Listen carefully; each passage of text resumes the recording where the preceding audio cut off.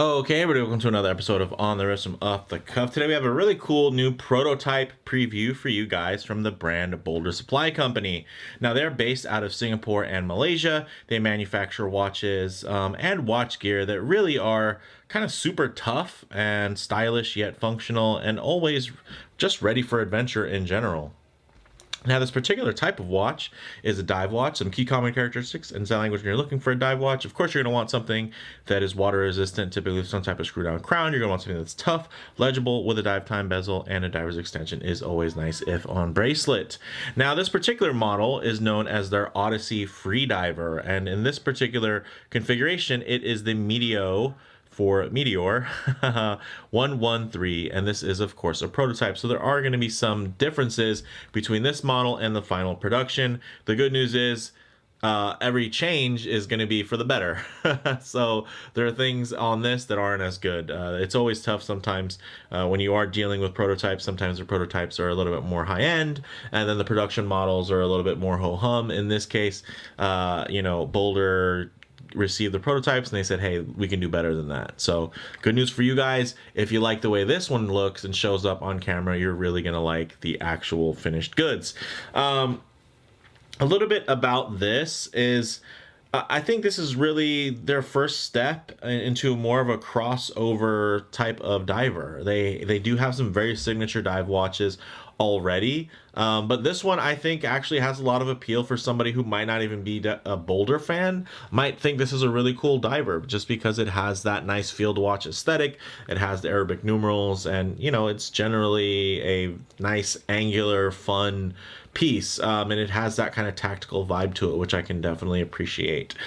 So with all that said, let's go ahead, zoom the camera out, get this piece in hand, and take a closer look. Okay, as you can see, really nice Boulder aesthetic. You do have, of course, all those angular lines there. Another nice touch that they've added is this really cool high polished chamfer, which you're starting to see more and more when it comes to these bead blasted matte finishes.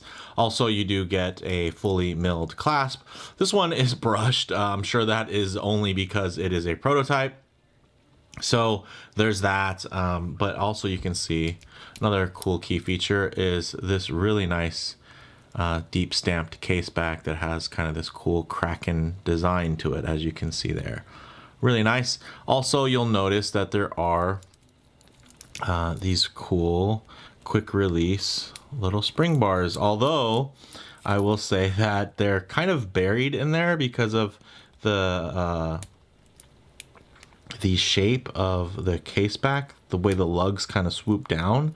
So as I'm trying to get to these, you're seeing it's not the easiest thing, but it's still toolless, which is nice. But one nice thing is, look, I was able to pop it off, which I'm sure it's a little bit harder to pop off, of course, with being on camera and whatnot. But as you look, you get a nice idea. That is actually a really cool case back. I gotta say, you got the little trident there, you got the Kraken holding it. That's really nice. So really dig that. Let's see how quickly I can put this thing back on, which shouldn't be too hard because now I have access to the bars versus before they were a little bit buried into the lugs. So doing this all on the fly, definitely unplanned, off the cuff, my typical style. Oh, come on. Bear with me, peeps. Okay, maybe if I just put it down, it'll be a little easier. All right. Keeping it real, though. All right, they're quick release, but doesn't necessarily make them super easy. Well, that was actually really nice. So there we go. So in. But what I meant by that is, as you can see when you look, there's quite a bit of room above where these pins come out, so you are going to have to kind of get your nail in there is all that I mean. So still nice. I mean, considering I was doing that really on the fly and wrapping my arms around a tripod, that's actually not bad at all. Now the diameter on this is 40 millimeters, which is great, with a 14 millimeter thickness, although it might appear a little bit thicker just because it has that general kind of slab side. They didn't really do a lot of contouring in terms of trying to thin that center case profile. The mid case is quite thick. But you know, I think it's visually thicker than it probably reads. I mean, 14 millimeters in height isn't actually that thick for a dive watch, but this definitely appears thick. And one of the reasons why it does is also because it's only 40 millimeters. If it was like a 42 or a 44, that visual weight would be spread a little bit wider, and this would look a little less thick. And if it was a 38, it would look super thick. So it's just one of those things. There's proportions and not just scale. Now, from lug to lug, it's only 48 millimeters, which is great. You can see full stainless steel, mostly matte blasted, apart from these really great bevels there. You do have a 120 click unidirectional rotating bezel. Okay, nice and smooth. It's one of those ones where you kind of push down and turn. Lines up pretty well. There's a little bit of give in the click there, as you can see. A little bit of play, but again, this is just a prototype, so the finished goods will be better. But generally, I mean, that's a nice smooth experience, I gotta say. From the fidget factor, really nice, and you do get decent amount of grip, although this isn't the tallest bezel. It's still quite grippy, which is good. Now, although the case back's covering it, there's a Miyota 9015. I think this prototype probably has an NH35 in it, but the finished goods will have the Miyota 9015, so you'll see a smoother ticking sweep on that seconds hand. Also, you get the meteorite dial here, and that's something that dictates the price. So that's one thing I actually want to go back to and touch on. Now, these go for $7.99 for the pre-order, and that's for the meteorite, or there's ombre dial options that are only $6.49. Shipping on these starts December 11th, 2020. And then basically all pre-orders will come with a free watch roll that's worth about $50 or $49, something like that. And the promotion ends on the 10th of December. So as long as you pre-order, you're going to get that nice watch roll. And then, yeah, this thing's pretty sweet.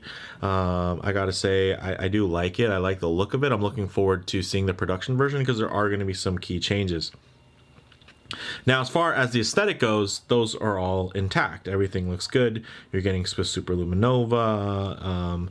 You know, you do have this really cool meteorite dial, or you can get an ombre dial. And then you do have that really cool step chapter ring that actually has some reliefs cut out for these silver kind of pearl-like indices that go around outside of the numerals, which I thought was really cool. This is 300 meters of water resistance, so this is a dedicated diver. This isn't just one of their field watches that happen to have 200 meters water resistance. This is something that's a step above that, which I can definitely appreciate, being kind of a diver watch enthusiast. It does have 20 millimeter lugs, which is great, and it has this stainless steel 3-link style bracelet, which is quite nice. As you kind of saw earlier, one thing you probably noticed was, oh man, no, push pins. Well, this does use pin and collar, but it's just a prototype. The finished ones that you guys will get if you order these will essentially have screw-in links, which is great. Also, you'll have this same type of clasp, but it'll be, of course, matched in terms of the finishing. So definitely does the job, works. I mean, it'd be nice if it had some other features, but you know, for this price point, you can't really ask that much. Honestly, like, it's cool when it happens, but something like this obviously just feels nice and solid and ultimately fits with the theme of the watch itself. So again, the nice thing is you're going to be getting screw-in links, and just generally a nicer overall fit and finish, which is great. So with all that said, let's actually go ahead and get this piece on wrist to see how it wears. All right, as you can see on my 7¼ inch wrist, this thing wears really well, actually. It's not super huge, you know, at 40 millimeters, but it's not a dainty 40 millimeters. This is actually like a really nice, robust, you know, this feels like it means business. And even when you look at it from this angle, it actually doesn't appear too tall. It's really some of that visual weight when you look at kind of the slab side style here. Like, you almost look at this and think, oh wow, is this thing a chronograph? Because it does have a little extra thickness to it. But I will say that the proportions do help it actually stay pretty manageable on wrist. Honestly, that dial size itself is relatively small. And then you do have that step chaptering plus the fully indexed bezel insert there, which is really nice, actually. If I forgot to mention, geez, the bezel insert is actually ceramic and it's brushed and fully loomed, which is great. We do also have a signed crown, and you can see that this bracelet is really, really nice. And this is just, you know, a little prototype bracelet. So the finished goods will definitely have a more striking look. I'm sure you guys can reference a couple of my other BOLDR reviews on their production units. They're all pretty impeccably finished. So not that these are the most tricky finishes or anything like that at that matte bead blast, but you know, there are going to be some weird kind of imperfections you're going to see on this prototype that you won't find on the production units. So with all that said, let's actually go ahead and see how this thing looks in some low light transition, loom shots, and figure out some closing thoughts. All right, we'll go ahead and hit the lights. As you can see, that BGW9 is pumping away, even in the prototype. So well done from that standpoint from BOLDR. As you can see, that fully loomed bezel does come into play nicely. And you can actually notice really how shrunk down that dial is. So it does give you a little bit of idea of the proportions. But one thing I like to do during these loom shots is actually work in some low light transition, because you're not always going to be out in the middle of a field enjoying direct sunlight. A lot of times you can be just, you know, kind of walking underneath an overhang, underneath a tree or something like that, or maybe just spending time in your favorite vehicle. And it's nice to kind of get an idea of how these colors and all these different facets and textures, how they render in less than optimal lighting. And you can see that this meteorite dial does capture light in a really interesting way. Sometimes messing with legibility, but again, in a little shift, boom, now it's like a black hole. Like, wow. That is a really, when it's not capturing the light, it is almost just like glass. Kind of floating numerals there, really cool. And then we can even get into some more harsher lighting situations where you're gonna have really, really high contrast, which typically will expose you know, any type of imperfections. But luckily here, this is, you know, a more simple finish, so the way that it's going to hold light is going to be pretty uniform generally across, but you can see the way the different facets and angles on the case play with the light as well. All right, guys, so, you know, closing thoughts on the wrist. This feels super solid and purpose built. It does feel a hair top heavy, but the bracelet does help it feel planted on wrist. As far as model variants go, there are 2 meteorite dials. You can get it either in black or blue. And then there's 3 textured ombre dials where you can get green, red, or white dial options. And as far as comparable models go, honestly, this is pretty stiff competition in this price point.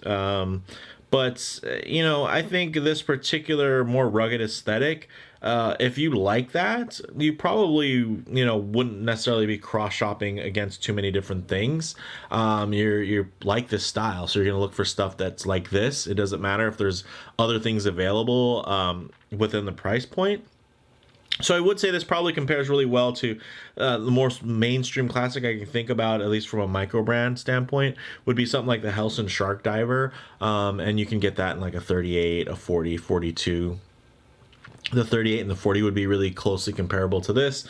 Even in terms of price, of course, you're not going to get the meteorite dial, but you know, a little bit less money, and you can get the ombre as well. So this thing's really cool. And again, kind of tying back to before, I think this is BOLDR's first diver that has a lot of that crossover potential for the mainstream market. It's a cool looking watch, and I think it's a handsome diver, and I'm looking forward to kind of seeing how they continue that design language evolution through their other releases. And you know, hopefully I'll be able to add the blue dial meteorite to my personal collection, because this thing is pretty cool looking. And I just, you know, I kind of tell myself, hey, if the prototype was this good, I can only imagine what the production units will be like. So with that said, if you guys liked the video, please do it like, and if you're not, please subscribe for more content just like this. And don't forget to let me know what you think in the comments below. All right, thanks guys.